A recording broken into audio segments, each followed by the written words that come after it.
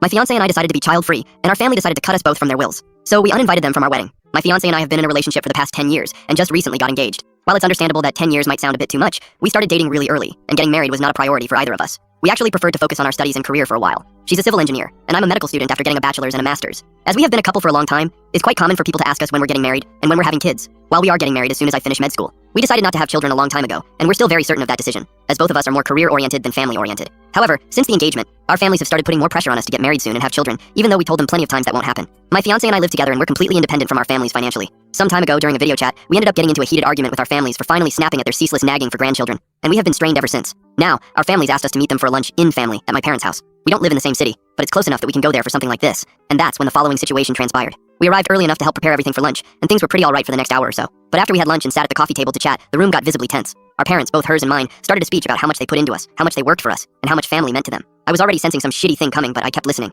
Suddenly they said that during one of their talks, they decided that if my fiancé and I didn't give them grandchildren after all they had done for us, we would be cut out of their wills. Their reasoning was this. My brother is a gay man, and as of now has no intention of adopting or any alternative to have children, and I was the only option to continue the family. She is the oldest sister and thus must set an example by having a family and continuing the family. Now, if that's not psychotic, I have no clue what is. We quickly looked between ourselves and immediately left their house. We haven't spoken to them since, but as far as we know, we're now disowned. Update. We felt that we do not want them on our wedding. Thus, we rescinded their invitation as a whole. My brother is my best man, and he supports us wholeheartedly. Now, we get to the point of the post. After we left my parents' home that day, we had absolutely zero contact with them. They made their decision, and we made ours. We thought that was going to be it. Now, one thing that needs to be clarified. Our wedding was planned to happen on October 17th. However, these large gatherings of people were completely prohibited due to the pandemic outbreak, on my region at least. Thankfully, the venue we acquired is run by the most lovely administrators. As soon as the outbreak started, they contacted us and assisted us with rescheduling. Thus, we rescheduled our wedding to 2021 in the same month, as the situation is still uncertain, which can change, but it shouldn't for now. We aren't really bothered by it as we understand the situation is very dire, and we don't mind waiting for a time which everyone will be safe. This morning while I was studying for some exams I'll be having at school, my fiancé got a call by the venue administrator, asking why did we want to cancel our wedding. That was very strange and confusing to us. My fiancé told them we had no desire to cancel our wedding, and asked what that was about.